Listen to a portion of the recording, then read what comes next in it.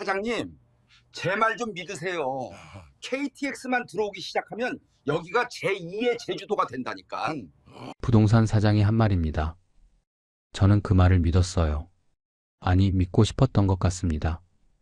그래서 펜션을 샀습니다. 6억 5천만 원. 내 인생을 바친 돈이었습니다. 거기에 3억을 더 들여서 최고급으로 고쳤어요.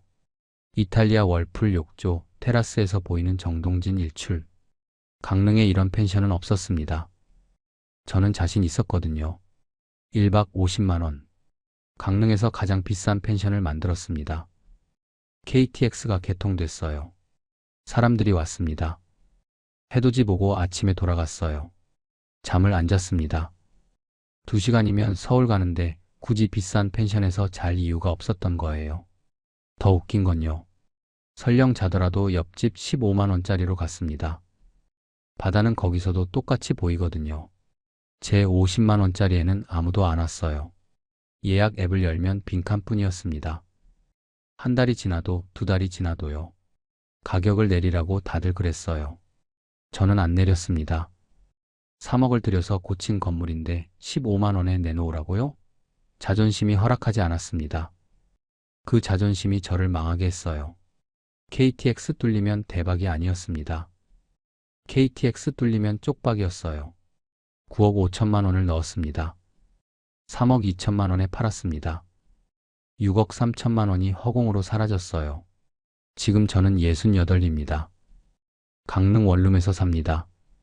새벽 4시에 일어나서 주문진 수산시장에 나갑니다. 스티로폼 상자를 나르고 얼음을 퍼넣어요. 하루에 8만 원을 법니다. 손톱 밑에 생선 비늘이 끼고 비린내가 안 지워져요. 35년 건축 설계를 했던 이 손으로요. 끝까지 들어주십시오. 내 건물이 최고야라는 자존심이 어떻게 사람을 망하게 하는지 제 이야기가 경고가 될 겁니다. 댓글로 한마디 남겨주시면 저처럼 자존심에 갇힌 분들에게 경각심이 될 겁니다. 선행은 반드시 돌아옵니다. 마이너스 마이너스 마이너스 해시태그 해시태그 해시태그 1장 텅 빈 거실. 아내가 떠난 건 2020년 가을이었습니다. 췌장암이었어요. 발견했을 때는 이미 사기였거든요. 6달을 버텼습니다. 마지막 한 달은 병원에서 보냈어요. 저는 매일 병실에 갔습니다. 아내 손을 잡고 앉아 있었어요. 손이 점점 차가워지는 게 느껴졌습니다. 장례를 치르고 집에 돌아왔을 때 현관문을 여는 순간 알았습니다. 이 집이 달라졌다는 걸요. 아내 신발이 없었어요. 현관 한쪽에 늘 놓여있던 아내 운동화. 그게 없으니까 현관이 텅 비어 보였습니다. 거실로 들어갔습니다. 소파가 있었고 텔레비전이 있었고 식탁이 있었어요. 다 그대로였습니다. 그런데 뭔가 빠진 것 같았어요. 아내가 앉던 소파 왼쪽 자리. 거기가 비어 있었습니다. 35년을 같이 살았거든요. 그 자리에 늘 아내가 있었어요. 이제는 없었습니다. 텔레비전을 켰어요. 소리가 났습니다. 그런데 이상했어요. 소리가 벽에 부딪혀서 돌아오는 것 같았습니다. 예전에는 안 그랬거든요. 아내가 있을 때는 텔레비전 소리가 자연스러웠어요. 아내가 이거 재밌다, 저 배우 연기 잘하네, 그런 말을 했으니까요. 이제는 아무 말이 없었습니다. 텔레비전 소리만 덩그러니 울렸어요. 저녁을 먹어야 했습니다. 냉장고를 열었어요. 아내가 만들어 놓은 반찬들이 있었습니다. 나물볶음, 멸치볶음, 김치. 장례 전에 만들어 놓은 거였어요. 저는 그 반찬들을 보다가 냉장고 문을 닫았습니다. 밥이 안 넘어갔어요. 그날 밤 잠이 안 왔습니다. 침대가 넓었어요. 아내가 자던 오른쪽이 비어 있었거든요. 손을 뻗어봤습니다. 차가운 이불만 만져졌어요. 아내 체온이 없었습니다. 그렇게 한 달이 지났습니다. 2달이 지났습니다. 아무것도 나아지지 않았어요. 아침에 눈을 뜨면 갈 데가 없었습니다. 저는 이미 퇴직한 상태였거든요. 건축 설계 사무소에서 35년을 일하고 63세 퇴직했어요. 퇴직하고 2년째였습니다. 퇴직금과 저축을 합치면 3억 정도가 있었고 서울 아파트가 있었어요. 돈 걱정은 없었습니다. 하지만 시간이 문제였어요. 하루가 너무 길었습니다. 아침에 일어나서 뭘 해야 할지 몰랐어요. 신문을 읽었습니다. 1시간. 텔레비전을 봤습니다. 2시간. 산책을 했습니다. 1시간. 그래도 오후가 남았어요. 해가 지려면 아직 멀었습니다. 소파에 앉아서 시계를 봤어요. 3시 15분. 10분 뒤에 또 봤습니다. 3시 25분. 시간이 안 갔어요. 하루가 일주일 같았습니다. 딸한테 전화가 왔습니다. 딸은 호주 멜버른에서 살았어요. 결혼해서 손녀도 하나 있었습니다. 딸이 괜찮냐고 물었어요. 괜찮다고 대답했습니다. 밥은 먹고 다니냐고 물었어요. 먹는다고 했죠. 거짓말이었습니다. 하루에 한 끼 먹을까 말까였어요. 입맛이 없었거든요. 딸이 너무 혼자 있지 말고 친구분들이랑 만나기도 하라고 했습니다. 알았다고 대답하고 전화를 끊었어요. 전화를 끊고 나서 창밖을 봤습니다. 아파트 단지가 보였어요. 똑같이 생긴 건물들이 줄지어 서 있었습니다. 저 안에 사람들이 살고 있겠지. 저는 그 생각을 하면서 커튼을 쳤어요.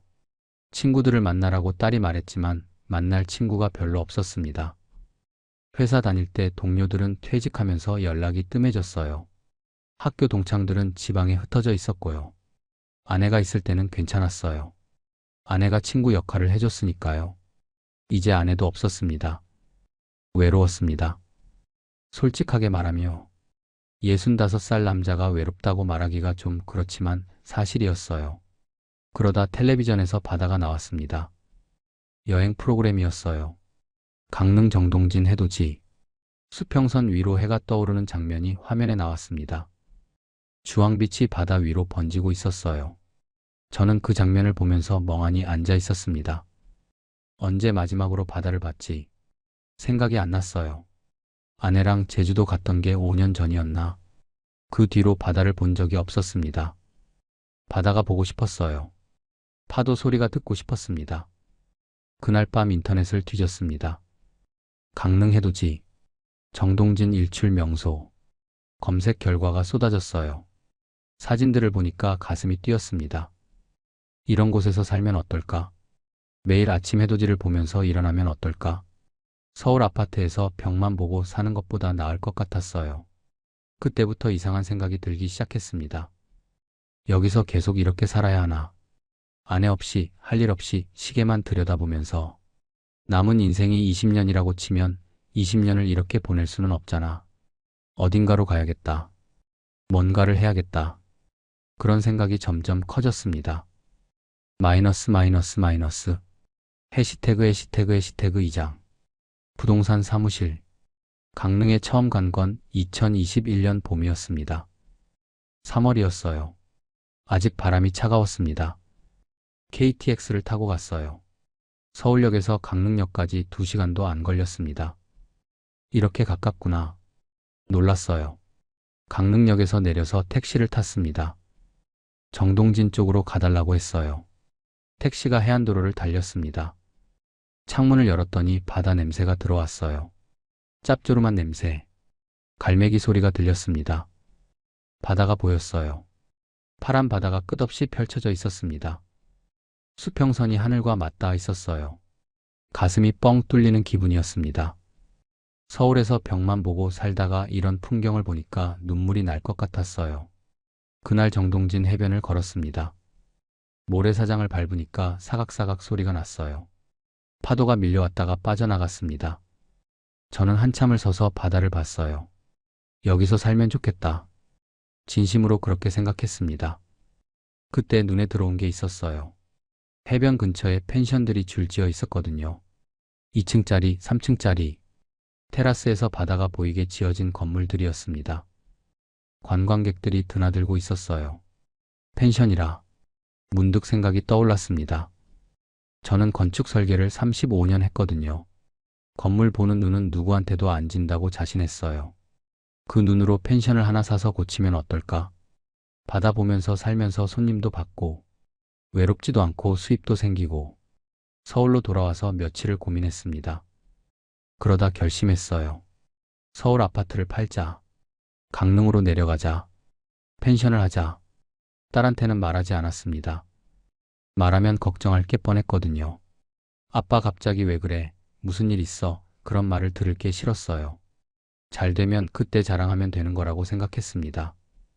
서울 아파트를 내놨습니다. 한 달 만에 팔렸어요. 7억 원. 거기에 퇴직금이랑 저축 2억 5천을 합치면 9억 5천만 원이 있었습니다. 전 재산이었어요. 강릉 부동산을 찾아갔습니다. 정동진 근처에서 가장 크다는 부동산이었어요. 문을 열고 들어가니까 에어컨 바람이 시원했습니다. 여름이었거든요. 땀이 식으면서 팔뚝에 소름이 돋았어요. 부동산 사장이 저를 맞았습니다. 50대 중반쯤 되어 보이는 남자였어요. 양복을 입고 있었는데 넥타이는 풀어져 있었습니다. 천 사장이라고 불렀어요.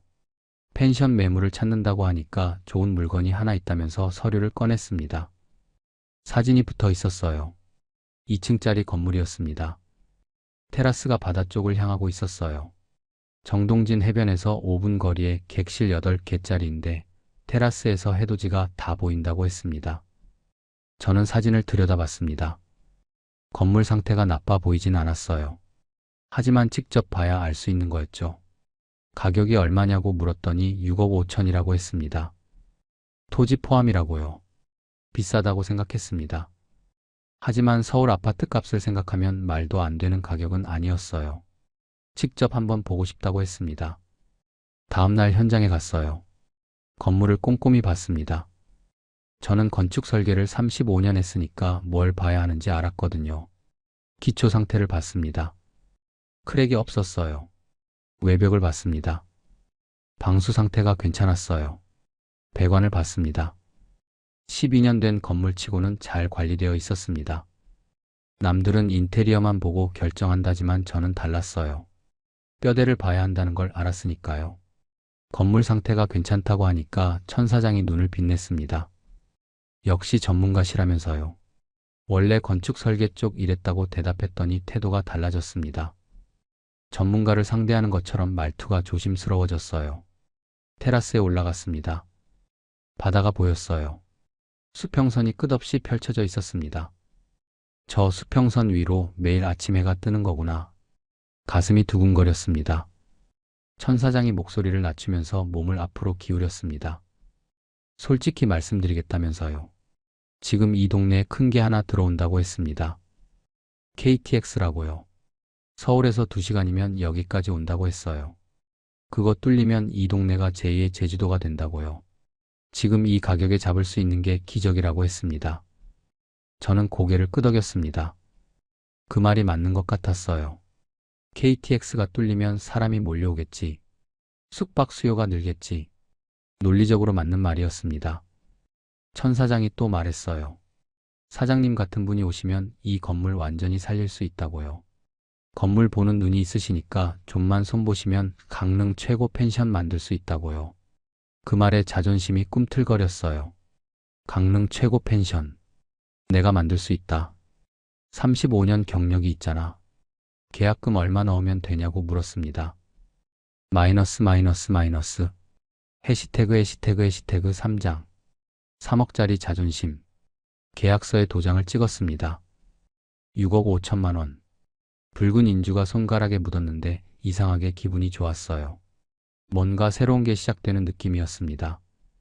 잔금을 치르고 등기를 넘겨받았습니다. 이 건물이 이제 내 거구나. 펜션 열쇠를 손에 쥐고 한참을 서 있었어요. 서울에서 벽만 보며 살던 때가 엊그제 같은데 이제 바다 앞에 건물 하나를 가진 사람이 됐습니다. 그날 밤 테라스에서 바다를 봤습니다. 달빛이 수면 위에 길게 비치고 있었어요. 파도 소리가 들렸습니다. 저는 맥주를 한 캔 따서 마시면서 생각했어요. 이제 뭘 해야 하나? 건물을 고쳐야 했습니다. 지금 상태로는 손님을 받을 수 없었어요. 구조는 튼튼했지만 인테리어가 낡았거든요. 벽지가 누렇게 바랬고 화장실 타일은 옛날 스타일이었어요. 이대로 영업하면 다른 펜션이랑 차별점이 없었습니다. 저는 생각했어요. 어차피 고칠 거 제대로 고치자. 강릉에 없는 펜션을 만들자. 서울 부자들이 와서 여기 진짜 좋다고 할 만한 펜션을 만들자. 리모델링 계획을 세웠습니다. 저는 건축 설계 전문가였으니까 도면을 직접 그렸어요. 객실 8개 전부 다시 손보기로 했습니다. 바닥재를 전부 뜯어내고 수입 원목 마루를 깔기로 했어요. 핀란드산 자작나무, 발이 닿으면 따뜻한 느낌이 나는 원목이었습니다. 국내산 쓰면 싸게 끝나지만 저는 그러고 싶지 않았어요. 최고로 가기로 했으니까요. 화장실도 전부 바꿨습니다. 이탈리아 욕조를 들여왔어요. 월풀 욕조였습니다. 버튼 누르면 거품이 뿜어져 나오는 거요. 한 개에 300만 원짜리. 8개 넣으니까 그것만 2,400만 원이었어요. 테라스에는 전동 어닝을 달았습니다. 버튼 하나로 펴지고 접히는 고급형. 비가 오면 자동으로 접히는 센서까지 달았어요. 침대도 전부 교체했습니다.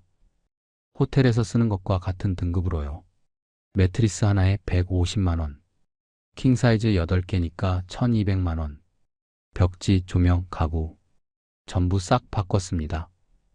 인테리어 업자가 견적을 내왔을 때 숫자를 보고 잠깐 멈칫했어요. 3억 원. 리모델링에만 3억이 들어가는 거였습니다. 업자가 좀 줄일까요? 국내산으로 바꾸면 반값에 할 수 있다고 했습니다. 저는 고개를 저었어요. 이대로 해달라고 했습니다. 돈이 있으니까 가능한 일이었습니다. 펜션 6억 5천에 리모델링 3억. 합치면 9억 5천이었어요. 제가 가진 돈 전부였습니다. 공사가 시작됐습니다. 먼지가 날리고 망치 소리가 울렸어요. 저는 매일 현장에 나갔습니다. 업자들이 대충 하는지 안 하는지 감시했어요. 도면과 다르게 하면 바로 지적했습니다. 여기 수평 안 맞는다고 다시 하라고 했어요. 업자가 놀랐습니다. 진짜 전문가시라면서요. 원래 그쪽 이랬다고 대답했더니 태도가 달라졌어요. 대충 넘기려던 부분도 꼼꼼하게 다시 했습니다. 제가 직접 감리하니까 제대로 안 할 수가 없었죠. 공사가 끝나갈 쯤 해변을 걸었습니다. 모래사장을 밟으면서 생각했어요. 이제 곧 손님을 받을 수 있겠구나. 어떤 펜션보다 좋은 곳을 만들었으니까 손님이 밀려들겠지. 리모델링이 완료된 날 객실 하나하나를 돌아봤습니다. 수입 원목 바닥이 윤기 있게 빛났어요. 월풀 욕조에서 거품이 뿜어져 나왔습니다.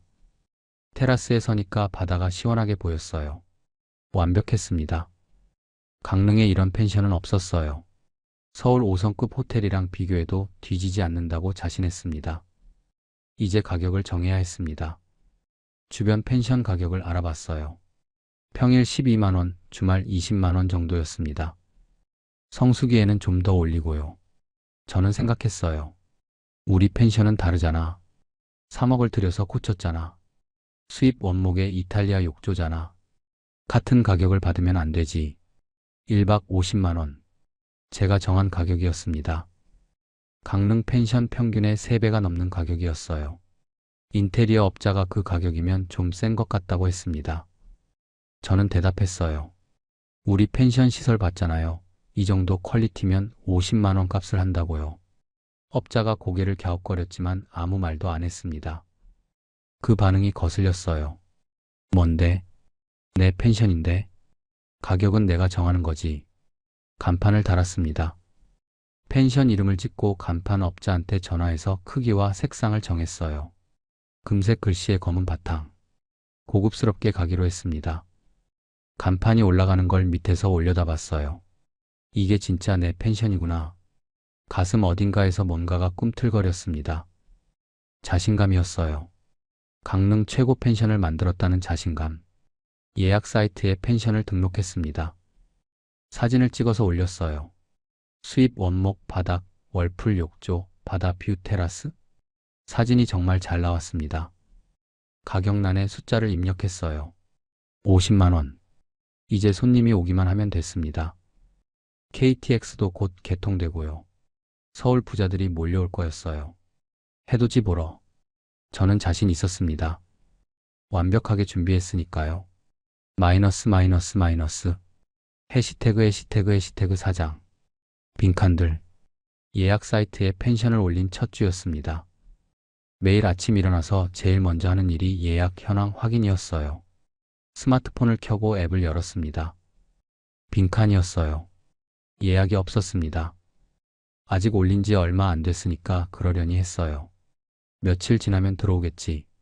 일주일이 지났습니다. 여전히 빈칸이었어요. 2주가 지났습니다. 예약 한 건도 없었습니다. 이상했어요. 왜 안 들어오지? 사진도 잘 올렸고 위치도 좋고 시설도 최고인데. 앱을 새로 고침했습니다. 하루에 30번은 했을 거예요. 새로 고침할 때마다 가슴이 두근거렸습니다. 혹시 예약이 들어왔나? 하지만 빈칸만 보였어요. 한 달이 지났습니다. 예약이 2건 들어왔어요. 2건. 한 달에 2건. 그중 하나는 예약하고 나서 취소했습니다. 가격 보고 잘못 눌렀다면서요. 그러니까 실제로 온 손님은 한 팀뿐이었어요. 서울에서 온 중년 부부였습니다. 결혼 기념일이라고 했어요. 월풀 욕조 쓰고 싶어서 왔다고 했습니다. 저는 최대한 친절하게 대했어요. 짐 들어드리고 객실 사용법 설명해드리고 아침에 커피도 내려다 드렸습니다. 체크아웃할 때 부인이 말했어요. 시설은 진짜 좋다고요. 근데 가격이 좀 하면서 말끝을 흐렸습니다. 저는 웃으면서 감사하다고 대답했어요. 속으로는 뭔가 찔렸어요. 가격이 좀? 뭐가 어때서? 3억 들여서 고쳤는데. 그 부부가 떠나고 나서 또 빈방이 됐습니다. 다음 예약이 없었거든요. 테라스에 서서 바다를 봤어요. 해변에 사람들이 있었습니다. 여름이 다가오고 있었거든요. 관광객들이 해변을 걷고 있었어요. 저 사람들이 우리 펜션에 오면 좋겠다. 그런 생각을 했습니다. 옆에 펜션들을 봤어요. 손님들이 드나들고 있었습니다. 차가 주차장에 가득했어요. 저녁에는 테라스에서 고기 굽는 냄새가 바람에 실려왔습니다. 왜 저 사람들은 우리 펜션에 안 오지? 인터넷에 검색해 봤습니다. 정동진 펜션. 검색 결과가 쏟아졌어요. 가격 순으로 정렬했습니다. 1박 8만원, 10만원, 12만원, 15만원. 비싼 데도 있었어요. 20만원, 25만원. 제 펜션은요? 50만원. 다른 펜션들 사진을 봤습니다. 우리보다 못했어요. 바닥재도 싸구려 같았고 욕조도 평범했어요. 테라스 뷰도 우리가 나왔습니다. 그런데 예약은 거기가 찼어요. 후기도 많았습니다. 저희 펜션은 후기가 하나밖에 없었어요. 뭔가 이상했습니다. 시설은 우리가 압도적으로 좋은데 왜 손님이 안 오지? 이해가 안 됐어요. 동네 펜션 사장들 모임이 있다는 걸 알았습니다. 한 달에 한 번 횟집에 모여서 이야기한다고요. 저도 한번 나갔어요. 정보 좀 얻을까 싶어서. 사장들이 저를 반갑게 맞았습니다. 새로 오신 분이시구나. 서울에서 오셨다면서요. 하고 인사를 했어요. 건물 엄청 잘 고치셨다더라. 대단하시다. 그런 말도 했습니다. 저는 속으로 뿌듯했어요. 그렇지. 내 펜션 진짜 잘 만들었지. 소주를 마시면서 이런저런 얘기를 했어요. 장사 얘기가 나왔습니다. 요즘 어떠냐고 한 사장이 물었어요. 저는 솔직하게 대답했습니다. 예약이 잘 안 들어온다고요. 얼마 받으시냐고 물었어요. 50만 원이라고 대답했습니다. 사장들이 서로 쳐다봤어요. 잠깐 침묵이 흘렀습니다. 50만 원요? 하고 되물었습니다. 시설이 좋으니까 그 정도는 받아야 한다고 생각해서 그렇게 정했다고 대답했어요. 한 사장이 머리를 긁적거렸습니다. 강릉에서 그 가격은 좀 그렇다고요. 뭐가 그러냐고 물었더니 여기 관광객들이 그 정도 돈은 잘 안 쓴다고 했습니다. 바다 보러 오는 건데 펜션에 50만 원 쓸 사람이 얼마나 있겠냐고요. 우리 펜션 시설 봤냐고 물었어요. 월풀 욕조에 수입 원목 바닥이라고요. 봤다고 했습니다. 진짜 좋더라고요. 근데 문제는 손님들이 그 차이를 못 느낀다는 거라고 했어요. 15만 원짜리에서도 바다 똑같이 보인다고요. 저는 입술을 깨물었습니다. 그 말이 맞는 것 같으면서도 인정하기 싫었어요. 그래도 고급을 원하는 손님이 있지 않냐고 물었습니다. 있다고 했어요. 근데 그런 손님은 강릉 말고 제주도나 해외로 간다고 했습니다. 강릉은 당일치기로 해돋이 보고 가는 사람들이 대부분이라고요. 당일치기. 그 말이 귀에 꽂혔습니다. 요즘 KTX 생기고 나서 더 심해졌다고 했어요. 서울에서 2시간이면 오잖아요. 새벽에 KTX 타고 와서 해돋이 보고 아침에 돌아간다고요. 숙박을 안 한다고 했습니다. 그 말을 듣는 순간 머릿속이 복잡해졌습니다. KTX가 뚫리면 대박이라고 했잖아. 부동산 사장이 그랬잖아. 그런데 오히려 숙박이 줄어들었다고? 그러면 가격을 내려야 하는 거냐고 물었습니다. 사장들이 고개를 끄덕였어요. 내리시는 게 좋을 거라고요. 20만 원 아래로 가셔야 한다고 했습니다. 20만 원. 제가 3억 들여서 고친 펜션을 20만 원에 내놓으라고요? 그건 좀 그렇다고 말끝을 흐렸습니다. 사장들이 눈빛을 교환했어요. 뭐라 더 말은 안 했습니다. 모임이 끝나고 집에 돌아오는 길에 생각했어요. 가격을 내려야 하나? 아니야. 3억을 넣었는데 15만 원짜리 펜션이랑 같은 가격을 받을 수는 없잖아. 자존심이었습니다. 인정하기 싫었어요. 마이너스 마이너스 마이너스. 해시태그 해시태그 해시태그 5장. 텅 빈 여름. 2022년 여름이 왔습니다. 성수기였어요. 해변에 사람이 몰렸습니다. 아이들이 뛰어다니고 파라솔이 줄지어 세워졌어요.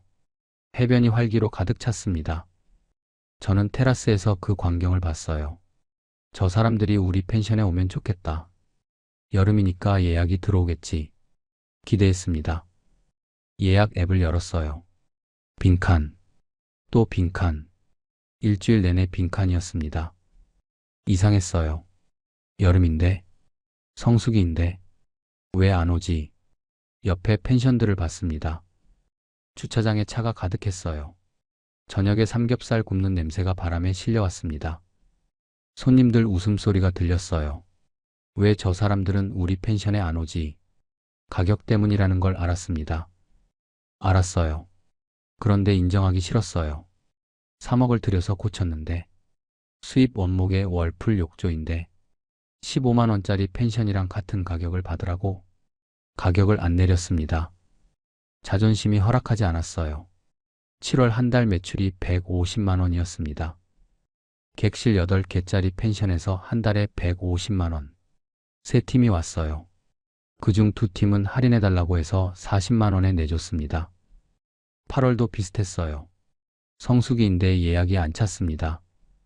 옆에 펜션들은 만실이라고 손님을 돌려보내고 있었는데 저는 빈 방만 들여다보고 있었어요. 뭐가 잘못된 건지 알았습니다. 가격이 문제였어요. 그런데 내릴 수가 없었어요. 3억을 넣었으니까. 3억 들여서 고친 펜션을 15만 원에 내놓는 건 자존심이 허락하지 않았습니다. 9월이 됐습니다. 비수기가 시작됐어요. 예약이 더 안 들어왔습니다. 한 달에 한 팀 올까 말까였어요. 매달 나가는 돈은 있었습니다. 전기세, 수도세, 인터넷, 재산세, 화재보험. 한 달에 200만 원은 나갔어요. 수입이 거의 없는데 200만 원씩 빠져나갔습니다. 통장 잔고를 확인했어요. 펜션 사고 리모델링하고 남은 돈이 3천만 원 정도 있었는데 그게 빠르게 줄어들고 있었습니다. 불안해지기 시작했어요. 이러다가 돈이 다 떨어지면 어떡하지? 그래도 가격을 안 내렸습니다. 딸한테서 전화가 왔어요. 요즘 어떠냐고 물었습니다. 좋다고 대답했어요. 받아보면서 잘 지낸다고요. 거짓말이었습니다. 좋지 않았어요. 빈방만 보면서 걱정하고 있었어요. 딸이 사진 좀 보내달라고 했습니다. 아빠 사는데 궁금하다면서요. 해변 사진을 찍어서 보냈습니다. 펜션 사진은 안 보냈어요. 빈 객실이 찍힐까봐.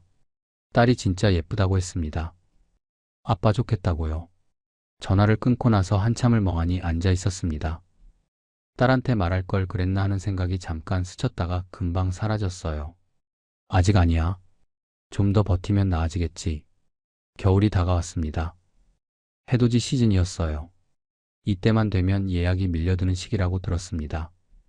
새해 첫 해돋이를 보려는 사람들이 전국에서 몰려온다고요. 기대했습니다. 이번에는 다르겠지. 12월부터 예약이 들어오겠지. 예약 앱을 열었어요. 빈칸. 12월 중순이 지나도 빈칸이었습니다. 왜? 해돋이 시즌인데? 옆에 펜션들은 벌써 만실이었어요.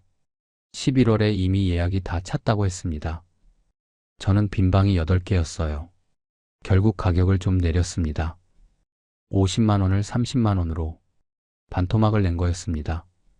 그랬더니 예약이 좀 들어왔어요. 12월 31일에 세 팀이 잡혔습니다. 8방 중에 3방. 새해 첫날 아침 손님들이 테라스에 모여서 해돋이를 봤습니다. 수평선 위로 해가 떠올랐어요. 주황빛이 바다 위로 번졌습니다. 손님들이 환호했어요. 저는 관리실 창문 너머로 그 광경을 봤습니다. 아름다웠어요. 그런데 기분이 이상했어요. 50만 원짜리 펜션을 30만 원에 내놨다는 게 마음에 걸렸거든요.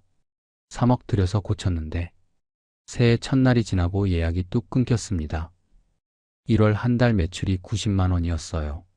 한 팀만 왔습니다. 나머지 날들은 전부 빈방이었어요. 2월은 더 심했습니다. 매출이 0원이었어요. 한 팀도 안 왔습니다. 통장 잔고가 바닥을 보이기 시작했습니다. 마이너스 마이너스 마이너스. 해시태그 해시태그 해시태그 6장. 부러진 자존심. 2023년 봄.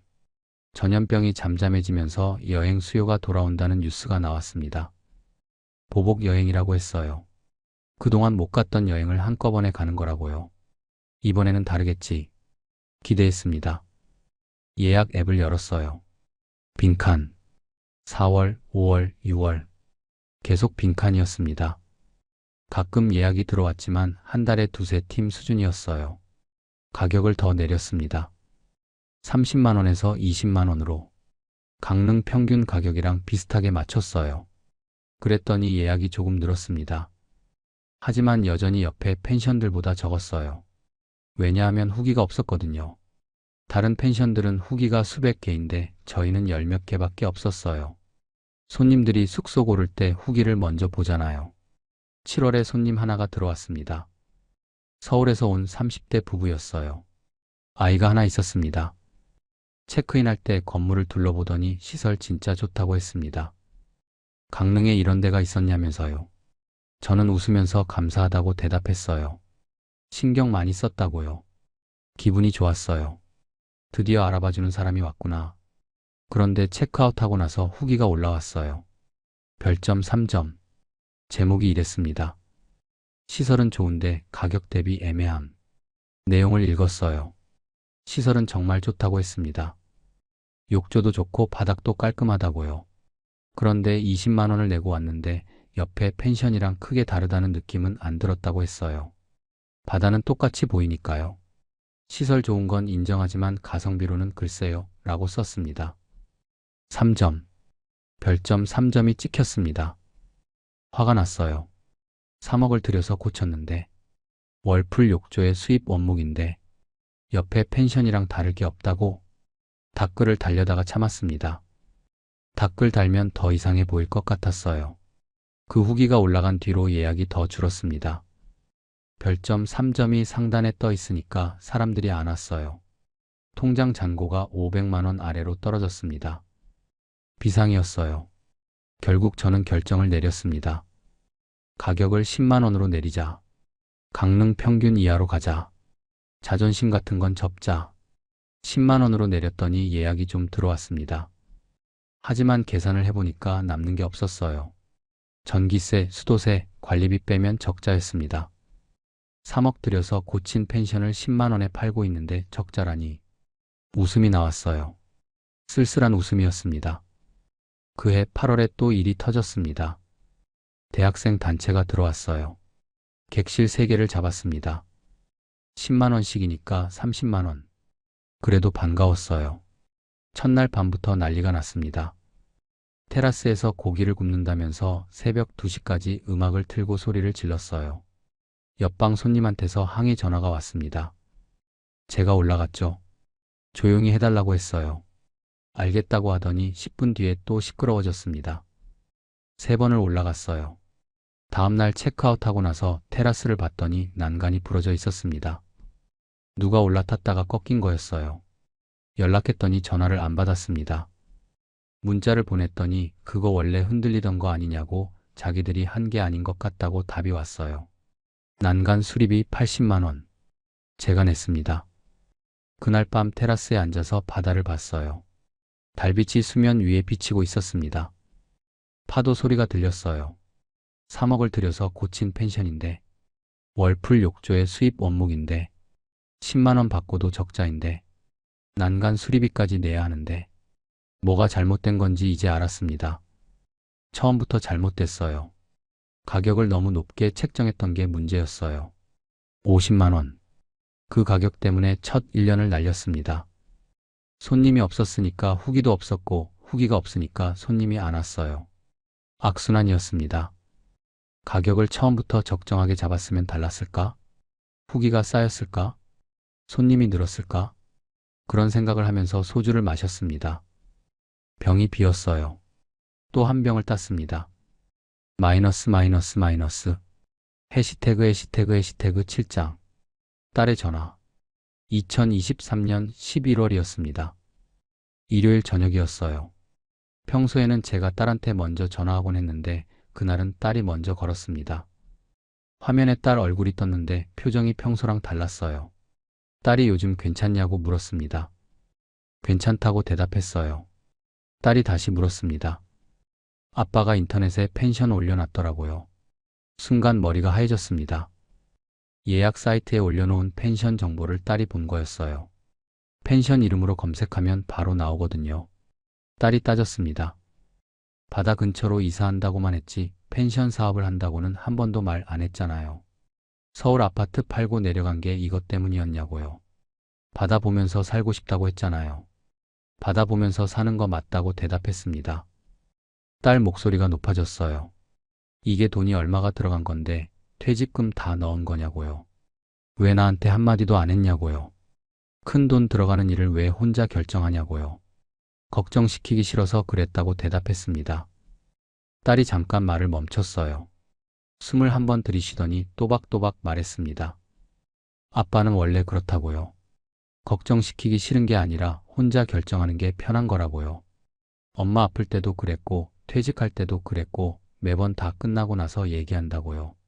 가슴에 정확히 꽂혔습니다. 반박할 말이 없었어요. 딸 말이 맞았거든요. 딸이 지금 상황이 어떠냐고 물었습니다. 솔직하게 말하라고요. 솔직하게 말했습니다. 예약이 안 들어와서 매출이 바닥이라는 것, 가격을 너무 높게 잡았다가 손님을 놓쳤다는 것, 통장 잔고가 500만 원 아래로 떨어졌다는 것. 화면 속 딸이 이마를 손으로 감쌌습니다. 한참을 말이 없었어요. 딸이 얼마 넣었냐고 물었습니다. 총으로 건물 6억 5천, 리모델링 3억, 합치면 9억 5천이라고 대답했습니다. 딸 목소리가 갈라졌어요. 그게 아빠 전 재산이잖아요. 서울 아파트 팔고 퇴직금이랑 저축까지 다 합친 거잖아요. 그렇다고 대답했습니다. 딸이 당장 팔라고 했어요. 팔려고 해도 사겠다는 사람이 없다고 대답했습니다.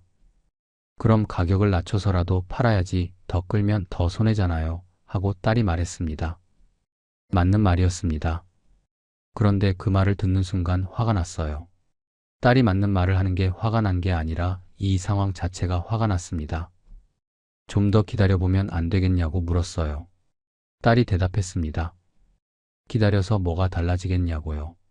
KTX 뚫리면 대박이라고 했지 뚫린 지 2년 됐는데 나아졌냐고요. 이건 구조적인 문제라고요.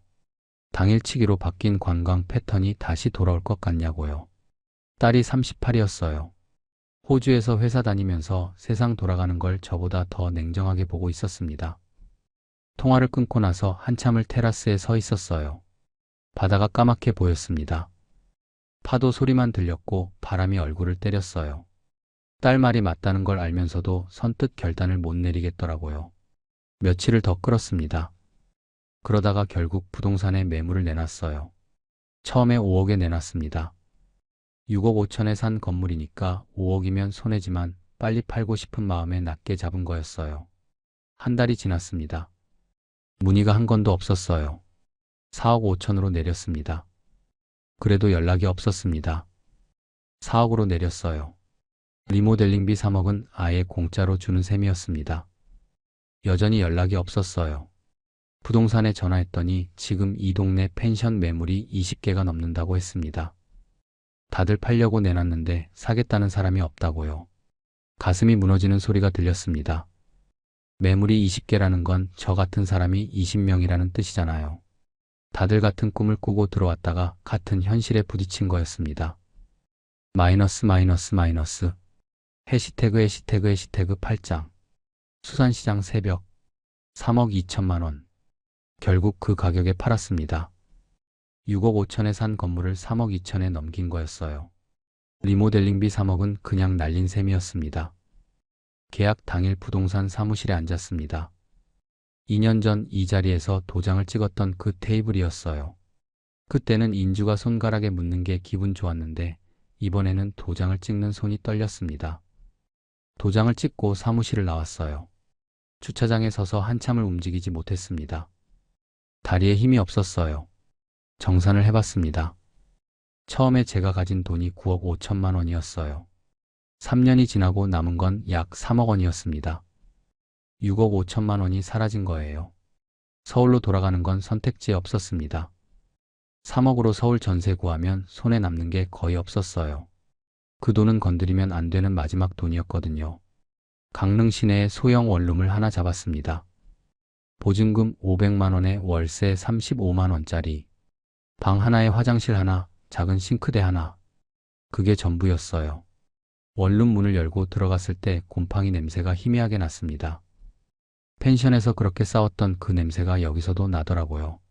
바닷가 도시니까 어딜 가나 마찬가지였죠. 창문 밖으로 건물 벽이 보였습니다. 펜션 테라스에서 보이던 수평선은 없었어요. 그날 밤 잠이 안 왔습니다. 천장을 보면서 생각했어요.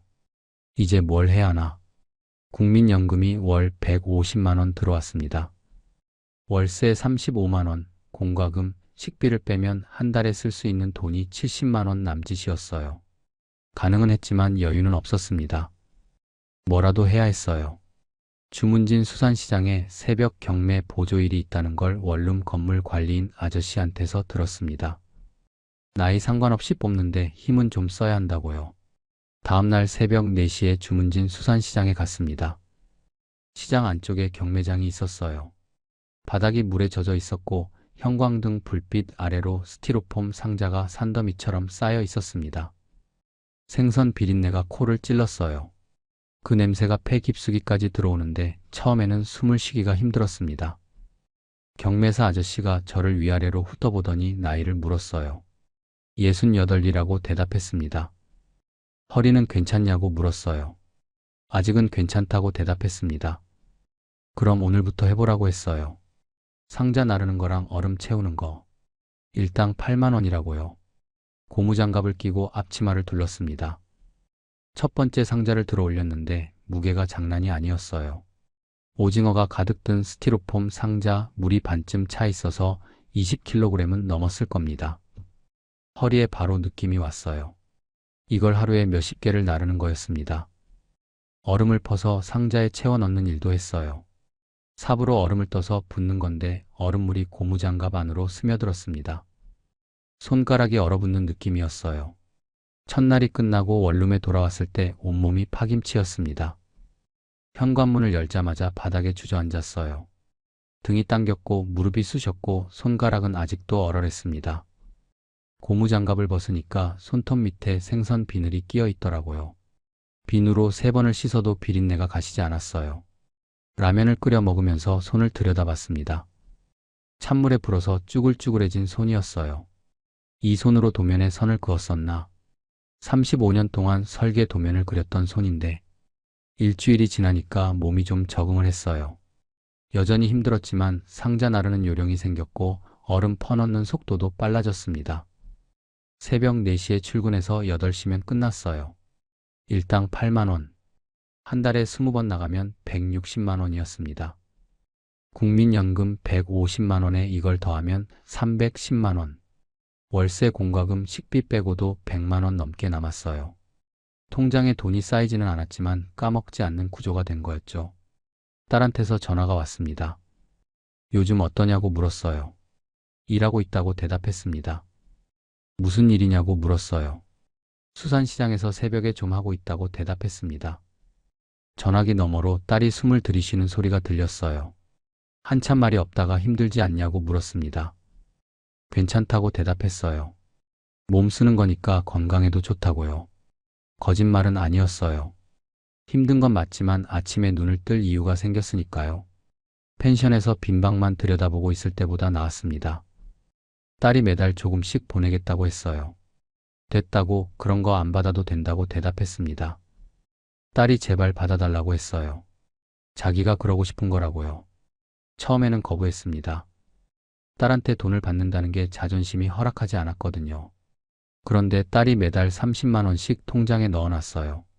딸이 전화로 말했습니다. 이거 아빠한테 주는 게 아니라 내 마음 편하려고 하는 거라고요. 받아줘야 나도 편하다고요.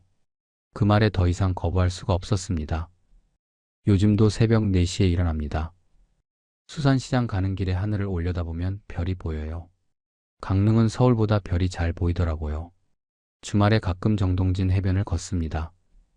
펜션이 있던 자리에 가면 간판이 바뀌어 있어요. 카페가 됐더라고요. 제가 3억 들여서 고친 내부를 전부 뜯어내고 새로 꾸민 모양이었습니다. 젊은 사람들이 커피를 들고 테라스에 서서 바다를 보고 있었어요. 그 풍경을 보면서 씁쓸하기도 하고 다행이기도 했습니다. 건물이 비어있는 것보다는 나으니까요. 이 이야기를 왜 하느냐고요. 저처럼 되지 마시라고 하는 겁니다. 자존심 때문에 가격을 안 내렸어요. 3억 들여서 고쳤으니까 50만 원은 받아야 한다고 생각했어요. 그 자존심이 손님을 다 쫓아버렸습니다. KTX 뚫리면 대박이라는 말을 검증하지 않았어요. 부동산 사장 말만 믿었어요. 그 사람이 왜 그 말을 하는지 생각하지 않았습니다. 딸한테 상의하지 않았어요. 혼자 결정하는 게 편했거든요. 누군가가 이거 위험하지 않냐고 한마디만 해줬어도 달랐을 겁니다. 9억 5천을 넣었습니다. 3억 2천에 팔았습니다. 6억 3천이 사라졌어요. 35년 건축 설계 경력이 아무 쓸모 없었습니다. 건물을 볼 줄 아는 것과 장사를 할 줄 아는 건 완전히 다른 능력이거든요. 저처럼 자존심 때문에 가격을 못 내리시는 분, 누군가 대박이라고 하면 검증 없이 믿으시는 분, 큰 결정을 혼자 하시는 분, 제 이야기가 경고가 되면 좋겠습니다. 끝까지 들어주셔서 감사합니다. 댓글로 한마디 남겨주시면 저 같은 사람한테 큰 위로가 됩니다. 따뜻한 말 한마디가 힘이 됩니다. 선행은 반드시 돌아옵니다.